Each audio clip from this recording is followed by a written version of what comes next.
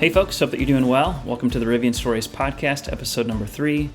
My name is Kyle. This show is brought to you by rivianstories.com. Check us out there. It's completely free to join. It's basically like Facebook, but without all the data tracking and harvesting and craziness. Respect your privacy, but it's still as fun or even more fun. You can post updates, share pics, ask questions, post a rumor. You can form groups. Public groups, private groups, you can send messages. You can do all the things and it's fun, so please join us for free. Here's what we have going on for today's show. First of all, Rivian adds industry veteran Luara Schwab as Vice President of Sales and Marketing. We'll talk about that. Then we're going to talk about some pre-order number speculations. How many pre-orders do we have right now? And then let's speculate on production targets. It's been hard to get this information, but we're going to go back in time and do some digging. Speaking of reservations, I'm going to give you an update on how to find your reservation number. This all changed with the configurator. It's actually easier now, so I'll show you how to do that. Next, we're going to talk about Michigan House Bill 6233. This is crazy. It's trying to shut down the sales of Tesla, Rivian, and any other direct-to-consumer sales from automakers in Michigan. Kind of blows my mind. Then we'll talk about a little bit of news about the black wheels coming to the launch edition. If you're wanting that, there might be good news for you. We'll talk R1S range and energy consumption. Some crazy smart people talking about that. I'll try and tell you a headline or two of it. And then we'll end with a little note about a betterrouteplanner.com. But let's take it back up to the top story here. Luara Schwab, who left her job as Aston Martin's president of the Americas in mid-November, has been named Vice President of Sales and Marketing at Rivian, a new position at the company. Congrats, Luara. That is awesome. Good for you. Totally excited for you. Join us at rivianstories.com and you'll have fun there, and we'll talk about stuff.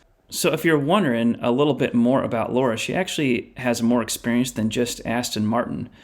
Where is it? Oh, here it is. Before Aston, she spent 14 years at Jaguar Land Rover in a variety of sales and marketing roles, eventually becoming Director of Marketing for the British brands in the UK, before leaving for Aston in 2015. There's a quote from Rivian here. Luara is such an exciting addition to our Rivian team. Her experience in deploying rich and truly personal sales and ownership experiences for customers is a key asset for Rivian as we prepare to deliver our vehicles next summer. For real though, congrats, Luara. Good for you. Speaking of all this reservation stuff, all right, so I had a little conversation this week with a friend in the neighborhood here. And let me just start this by saying that I live in Central Illinois in Springfield, and I think I know 5 people now who work at Rivian. One out of Peoria, a couple out of Bloomington, a couple out here out of Springfield. And, you know, we don't talk a ton, but I know them. And so you start hearing little rumors here and there. And this friend of mine, we're talking about the R1S as Illinois got beat by Baylor a few nights ago, and we're talking Rivian. And then the next morning, he sends me a text that says, dude, like, we might legit get an R1S because they're pretty nice. And once you kind of compare it to a lot of other vehicles, they're not a bad price. They're a pretty fair price compared to what you can get for, like, for example, a decked out Tahoe. And we started talking about the kind of prospect of when deliveries would happen for someone that ordered today. And he indicated from a source of a source of a source, all these kind of locals, if you will, that Rivian has 30,000 pre-orders in place between the truck and the SUV.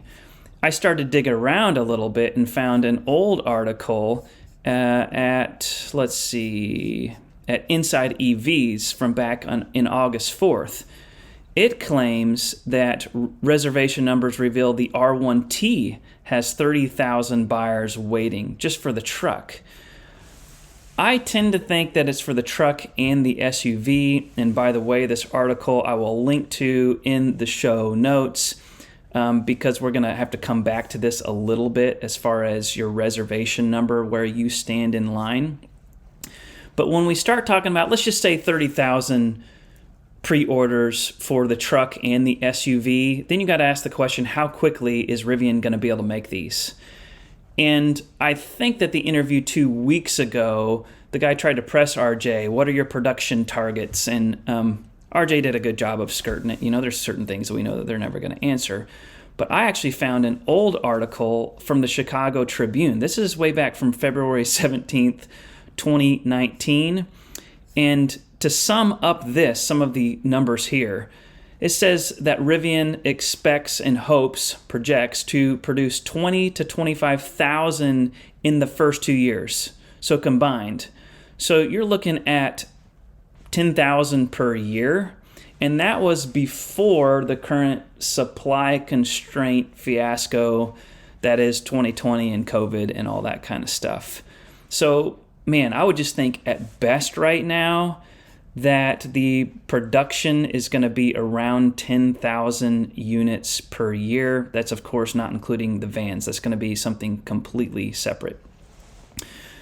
Quick side note on the Amazon vans. I'm not going to spend much time on this, but we did have a lot of good feedback from the last episode about if Rivian has the wrong focus, and I didn't find a single person that is an actual pre-order holder that isn't thrilled that Rivian is producing these vans for Amazon, because it only spells good things and strength for Rivian's company as a whole, for the brand as a whole.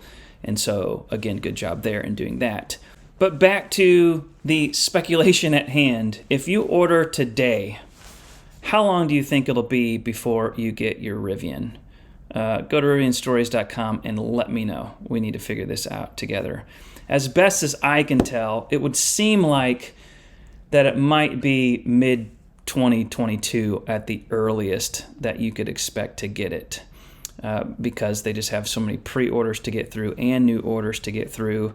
And, we've all heard about, quote, production hell from Elon Musk and Tesla and all that kind of stuff. Okay, next story. In all this, you might be wondering, if you're a pre-order holder, where am I at in line? Where am I at? I want to know my number. I've wondered this too, so I did some digging, found a great little post in rivianforums.com. And by the way, go check out these other places too. I'm not one of these people that's like, oh man, Rivian Stories only. I'm not joking. My Rivian Stories Instagram account, there's another Rivian Instagram account that does well that blocked me from following them. And I just don't get it. So I'll actually do the opposite. Go check out these other places that deal with Rivian and EVs and all that stuff. They all are trying hard and doing good things. Get involved with them as well. So rivianforums.com. Okay, back on this. They have an article by someone that let you know how to figure out your pre-order number. It's a little bit jumbled and crazy because, for one, you had to go digging into the HTML after you clicked on your email, and it wasn't that difficult, but then you had to do some math because they were using Shopify, which starts at order 1001, and there was some unexplained jumps. So he has a bunch of stuff here on how to determine your pre-order, your true pre-order number. And all of this, by the way, points to a presumed Rivian pre-order number of around 30,000. And this is posted back in July. So 30,000 is definitely this number that keeps coming up. And I will link to this article to where you can do some simple subtraction based on when you ordered, because there were some, like I said, some unexplained jumps in numbers. And so you'll have to do some subtraction depending on when you ordered. For example, if your order is less than 21,000, or basically before 12/26/2019, you subtract 1,000, and that's your place in line. But you can't do this old system of inspecting the HTML, because when you click on your little view order button in your email that you got, it takes you to the logged in experience at Rivian. So it takes you to the new Rivian website and basically says log in. But it's easier than ever to find your pre-order number. The question is whether we need to still apply this same math. But first things first, let me show you how to do it. So I'm logged in over here. And when you log in, you'll come to this home screen. Welcome home, Kyle. You'll need to scroll down and click View Configuration. Now, when you do that, look up in your little address bar for your URL, and you'll see rivian.com/account/vehicle/order/ and then a number. And I see that my number is 2,220. So there's been some talk in some of the forums that this does match like their old number. So I ordered on like the second day after the LA Auto Show. I'm either order number 2,220, or I might still need to subtract 1,000 to where I'm 1,220. I don't know which one, but if you're wondering the ballpark, then that is how you'll do it. And if all went over your head in the podcast version of this, then go back to Rivian Stories. I have a screen share of this. Okay, next let's turn our attention to this House bill in Michigan. And I first heard about this from another news blog, but I want to give the shout out first to Miss Go Electric. That's her username on Reddit. But you can also go to YouTube and search for that same thing, Miss Go Electric. She has a YouTube channel. Please go follow her. She has some history with, the auto industry up in Michigan, and she headlines it here: Michiganders, we need to fight back. First step, call your senators, please share. She links to an electric news story, and I'm going to show you that and kind of give you a little bit of a summary. So the bottom line summary is this: that Michigan lawmakers are trying to prohibit Tesla and Rivian from selling their automobiles in Michigan, and any future automaker that wants to sell directly to consumers, basically not through dealerships. It just sounds crazy that could even be a law, but I guess so. This has been in the news before because Tesla has fought this for years, and they basically had it to where they were going to have a loophole opened for them to where they could sell to consumers in Michigan. But it appears now, after all that time, that loophole was closed up and cut out, like right under Tesla's feet. And it appears that Tesla will no longer be able to sell in Michigan if it goes through the Senate, as well as Rivian and, like I said, any other car maker from here on that wants to sell directly to consumers. Personally, my personal reaction to it, I'm just kind of showing my ignorance here. It just doesn't make any sense. And I have no history in the auto industry. I really have no history in government and big bureaucracy and understanding lobbyists and how all this stuff works. But it is clear that there is just money involved and politics involved because it just doesn't make sense. And I'll actually go back to Reddit, to Miss Go Electric, and just kind of read you what she says. This might as well be. This bill was clearly written by dealer group lobbyists. It primarily benefits 3 or 4 auto sales franchise dynasties in Michigan. It hurts consumers, our big 3 car makers, and incoming innovators like Rivian. The bill goes so far beyond blocking new EV automakers, too. It blows the door off existing consumer protections, which limit territorial expansion by monopolistic dealer groups. This bill prevents automakers from making any unprecedented improvements to our sales and service experience, too. So she's actually spoke about this back in September to lawmakers, and she has the YouTube video posted. And the bottom line is this: that new automakers who want to directly service and sell in Michigan will not be able to if this bill is passed in the Senate. It also blocks Tesla, which we just talked about. And then down below, she gives links, if you're a Michigander, on how to find who your senator is, who to call, the number, and instructions with what to do. So please check this thread out. If you live in Michigan, I will link to it. And like Miss Go Electric says, join her in the fight. You all need to be heard. All right, let's end this with a few more lighthearted notes here. Update from Rivian: Darkwill option coming soon for launch edition reservation holders. This is courtesy of RivianForums.com. Someone received this from support. thanks for previously contacting us about the Darkwill option within the configuration tool. The good news is that the Darkwill option will soon be available for launch edition reservation holders. No details yet, but stay tuned. If you do a little quick memory jog, when we ordered the launch edition, the 22 and 20-inch wheels were included. It is now an $1,800 upgrade, and then the black edition is a $3,500 upgrade. So the quick math there is that there's a $1,700 difference. So launch edition owners, the good news is that you will get the black wheel choice coming soon. Whether it'll be an extra $1,800 or whether it'll be included, we'll see. Next is another Rivian forums thread. And whoever did this, M. Kennedy, 1996, dude, you are smart and awesome. He talks about the R1S range and energy consumption based on the drag coefficient, so aerodynamics.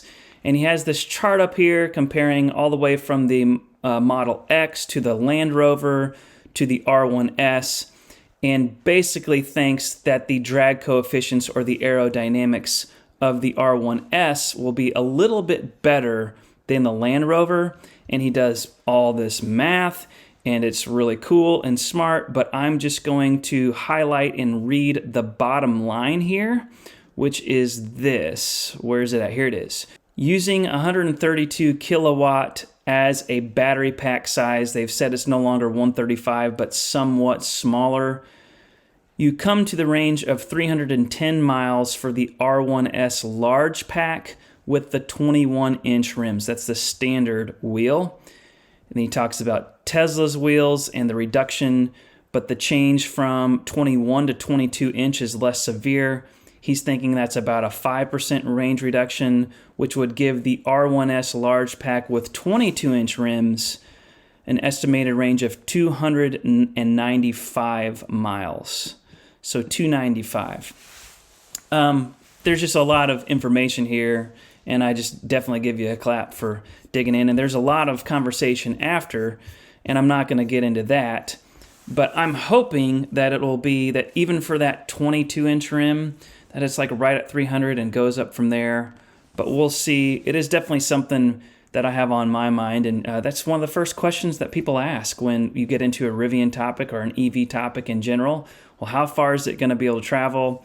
All we've seen from Rivian officially is 300 plus, and we know that there is going to be some variance based on those wheels primarily for sure. And then all the other stuff too, is such as cold weather and hot weather and wind and rain and all that kind of stuff.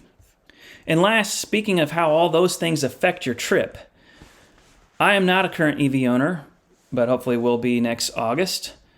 And I have discovered a betterrouteplanner.com.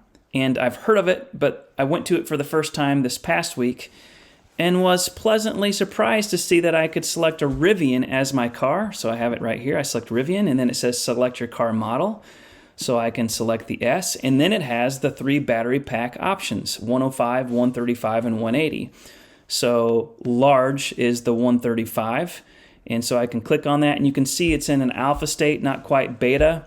But I just did a little test from Springfield to Nashville and see that I would need to stop for about 6 minutes, and it looks like around Mount Vernon, and then another 23 minutes in Paducah to get to Nashville some 6 hours later or so. It actually looks like 6 hours and 22 minutes.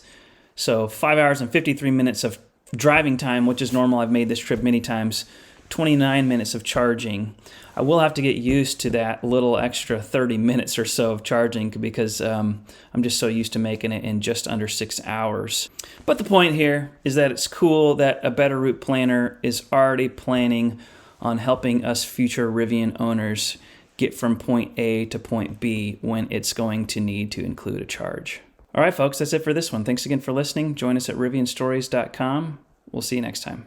Hey, thanks for watching. If you get a chance, please check us out at rivianstories.com for the latest Rivian news, our podcast, and to join our community free. Thanks again.